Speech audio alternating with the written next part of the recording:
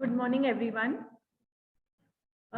In the last class of cloud computing, we had learned uh, the different cloud offerings, the different companies who offer you cloud services. Like IBM, we has offered one, like Bungee Connect, we learned, or Cast Iron Cloud, we learned. Those were the examples which are provided by different companies who give you cloud services. So last class we had learned that, and we had also had a look at local cloud and thin client. I had told you the cloud services need not be through public internet, or it need not be through a cloud vendor. It is possible to create an intranet based cloud, that is a cloud which is local to an organization, which consists of servers, clients, and switch. These clients generally are thin clients which do not possess any processing capability, or they also do not possess any sort of storage. These thin clients are concerned only with display of data. That is, they are concerned with only input and output. All the data is going to be stored on the server process, and there will be a switch which allows the data to be transmitted from the client to the server. So if you have an organization or a campus having multiple buildings and you have lots of data to store, then instead of hiring the storage space from cloud providers, it is possible to have a cloud-based network or cloud-based system where all your data can be stored in a centralized place with the help of this kind of a system. Okay, so this kind of a cloud, which is going to be used only inside that organization or which is local to a particular organization, is called as a local cloud. And we know about thin clients as well. Okay, now generally when we have thin clients or a network which is thin client based network, what we have is an environment which is called as a virtualized environment. Generally, the processes that are available, the storage space that is available at the server side is going to be virtualized and made available to the client. So client will not be concerned with processing and all that. That is going to happen at the server side. But in most of these local clouds, a kind of environment can be used, which is called as virtualized environment. So we are going to understand the different levels of virtualization. Okay, virtualization can happen at server level, so it is called as server virtualization. It could happen at application level, known as application virtualization, or it could happen only for input output, generally referred to as presentation virtualization. So what is server virtualization?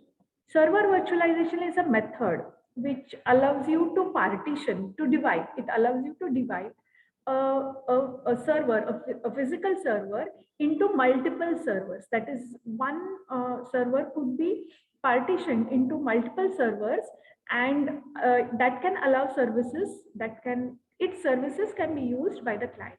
So such a method in which one physical server is partitioned into multiple servers is called as server virtualization. Now, each of these servers which are partitioned, they will have the capability of running their own dedicated machine. They are as good as physical servers only. So physically you might have one, but now since you have divided it into multiple servers, each one can work, each one can function just like a physical server. Now, examples of server virtualization or software which allow you to go for server virtualization are VMware and Hyper-V. Okay, then we have the next level, which is called as application virtualization. It's a method that describes software technologies that separate them from the underlying operating system on which they are executed.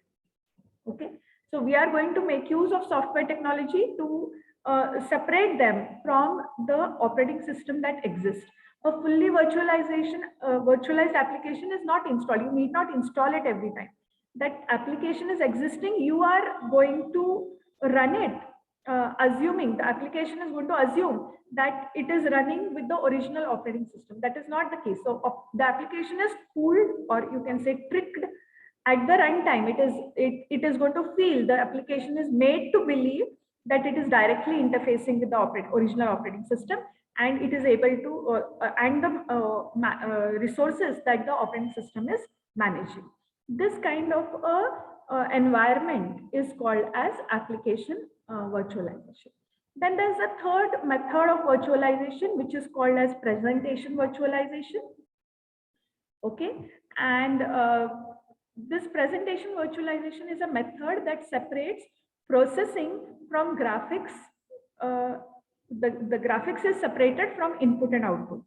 So it is possible to run an application in one location, but it can be controlled in another. In a thin client environment, that is what happens. Your application is running on the server, but it can be used at the client as well. Okay. So virtual session is going to be created and applications project their interfaces onto the thin clients. This presentation virtualization can either run on a single application or it can present an entire desktop. That is, one particular application could be virtualized in this case, or all the applications which are installed on your machine. The whole thing can be run in a virtualized environment. Okay. Now, the next thing that we must be able to understand is why should we virtualize? Why virtualization is so important? What is its significance? Is it required to virtualize? Yes, virtualization is significant. It's not compulsory, but it is definitely significant. The reason is with virtualization concept, the companies can get maximum benefit out of their investment in infrastructure. Whatever IT infrastructure they have invested, they have bought a server, they have a network, they have different other components which allow you to transmit and receive data. Whatever investment in terms of money, in terms of cost that they have done, that can, you can get better returns on that investment with the help of virtualization. So virtualization can help companies to maximize their value of investment. Another important advantage that you get with a virtualized environment is decreasing the hardware footprint, energy consumption. Now, hardware footprint in the sense, every time you have you decide to have different physical servers or different machines, that much amount of power supply is going to be consumed, that much amount of energy consumption is going to be there. So that can be reduced. In turn, lot of carbon footprint is also going to increase. To reduce all that and to manage your infrastructure well, you can very well adopt a virtualized environment. It increases the flexibility and easily you are able to scale the network, you are able to scale the resources with the help of virtualization.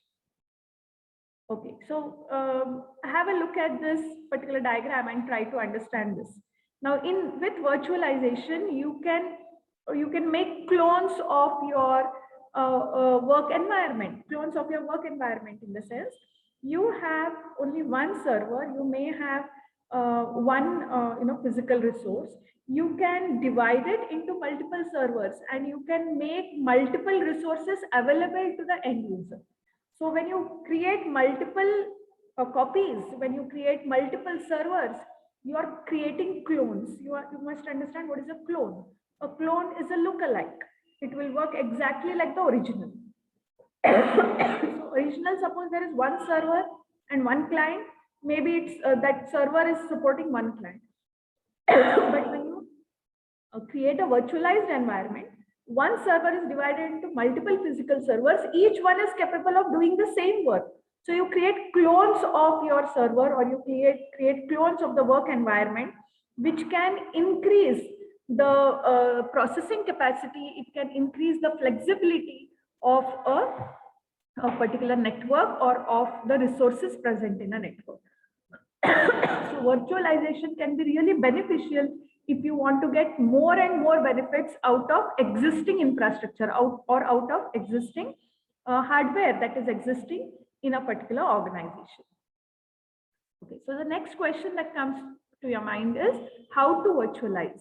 Okay, when you decide, suppose you are an administrator of a particular large company and you decide to go for virtualization, then you have to think about how you can make the best get the best benefit out of virtualization. So you have to take into consideration a lot of things. Now, what are that lot of things? First, go for an assessment. Try to assess your resources. Try to find the value of your resources. Try to find out what all resources are available and how best can their services be adopted in a virtual environment, which will be beneficial to an organization. So during an assessment period, what generally administrators do is they conduct an assessment of the organization. They conduct and they try to assess the different resources present in an organization. They also try to find out what are the needs of that organization. Because see, there could be resources, there could be needs. You have to map the needs and the resources so that the resources are best utilized. There is not going to be idle time more. The idle time can be reduced.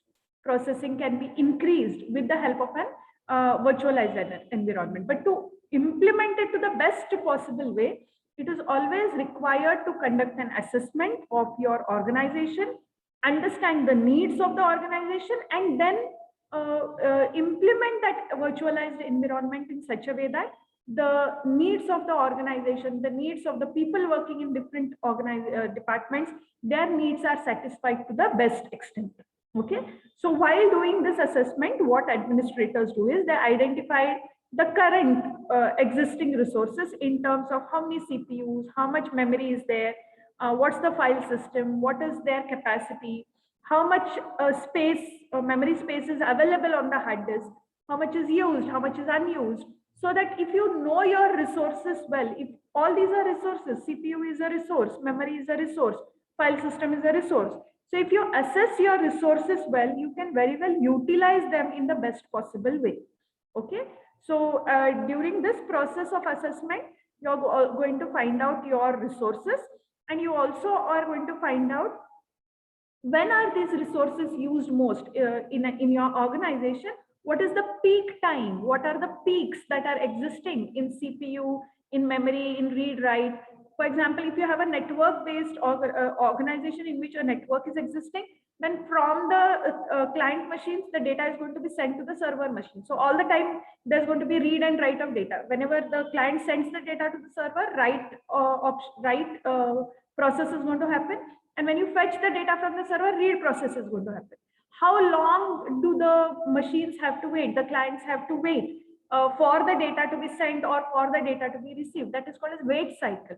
All this needs to be assessed. Not only the resources, the way in which the processes are working, how they are operating, that also you have to study, you have to survey, and then you have to understand more about it. Discover the data that has not been accessed over a period of time. There could be certain data which is not going to be used on and often. It is stored in the database, but maybe its usage is less. Such resources or such types of data also you can identify, so that you can see to it that the kind of data that is utilized often, that is frequently required, that is made available to the user on and off. Okay. So during the process of virtualization, and when you have finished your assessment, then you can try to analyze the situation. Don't directly go for virtualization. You try to understand the resources, you try to understand the needs of the organization, find out the CPU and memory cycles that are there, then analyze them. So what is analyzing? Analyzing means understanding the server, current server environment. What is the environment in which the server is operating? Okay, you know what are its resources, you know what are its needs. Now you try to understand them better so that both of them can be mapped in a proper manner. The next thing that you do while analyzing is identifying and consolidating the compatible applications to a single server. Which all applications can work on a single server, which applications could be grouped together to be used on a single server, that you can decide. You can also identify certain servers, certain machines which are mission critical machines. Mission critical means they are very, very important. They are priority machines or priority processes. You can't compromise on them. You try to identify them as well. And the important thing that you'll remember is, do not virtualize mission critical in the sense those servers which are very important, which need priority, which are confidential. Those machines, those servers you will not virtualize, but you will try to virtualize other servers like Exchange servers, mail server, email servers, and all that. You can easily virtualize them so that particular work can be divided among multiple machines. Okay.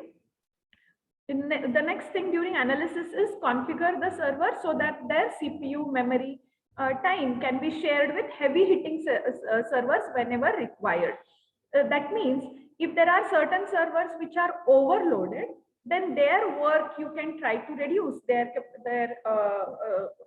burden of workload on those servers can be reduced by configuring the servers in a virtualized environment, and their work can be taken up by other servers that exist in the virtualized environment. Okay. Now, how to virtualize, how to go for virtualization. You can make use of the different virtualization softwares, virtualization platforms that are available in the market. Like I was telling you, if you want to go for server virtualization, go for Hyper-V, or you can go for VMware. So you can make use of the different platforms that are available for server virtualization. But when you're doing it, see to it that you don't invest more. Already you people will have invested on the infrastructure, on the hardware. So you must try to save your money. How can you save your money during virtualization? By not buying new equipment. Don't invest again in, for the sake of virtualization, don't buy new hardware, new software, or maybe don't go for too much of expense, too much of investment on IT infrastructure.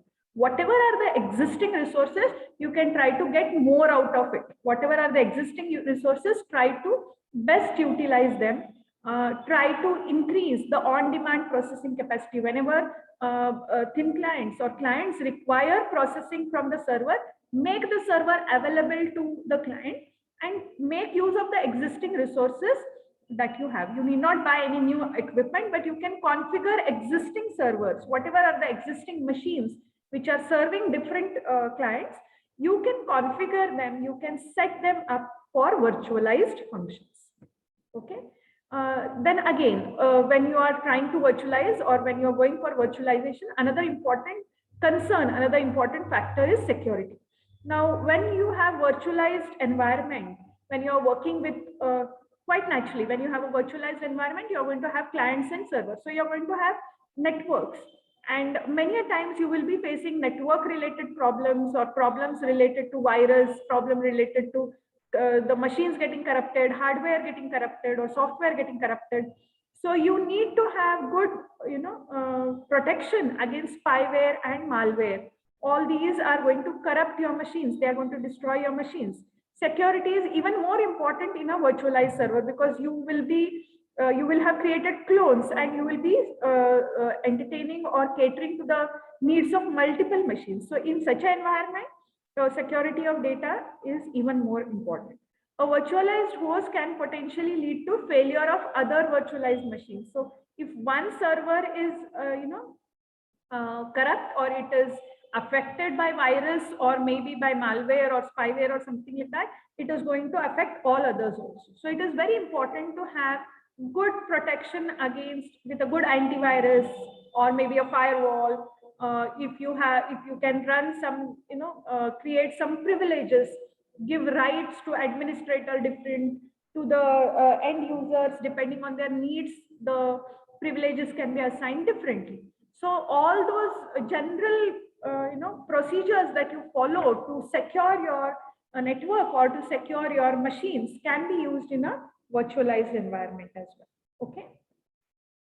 So there are certain benefits of virtualization, like, one important pro. When you say pro, that means advantage. Using virtualization, you can effectively use your hardware. Whatever investment you have on your hardware, that can be utilized to the best possible extent with virtualization. If you have good security systems, you can very well recover from disasters. If at all any machine has got corrupted, if at all it is crashing, it is possible to recover from disaster. And as I said, you can save energy consumption can be reduced with the help of a virtualized environment. You can employ or implement servers very easily. This kind of environment can be installed and put into use, executed at a very quick pace. So you're not going to waste your time. So you can space your server room or your space in your server room or your data center. That means you are able to save your memory space. Okay. Another advantage is testing and setting up lab environment. Very easily you can test and set up a kind of a lab environment with virtualization. You can shift all your local infrastructure to a cloud in a day. If you are having a standalone system or general network based system, you can very well migrate it to a cloud with the virtualization concept within a very short span of time. But there are certain disadvantages.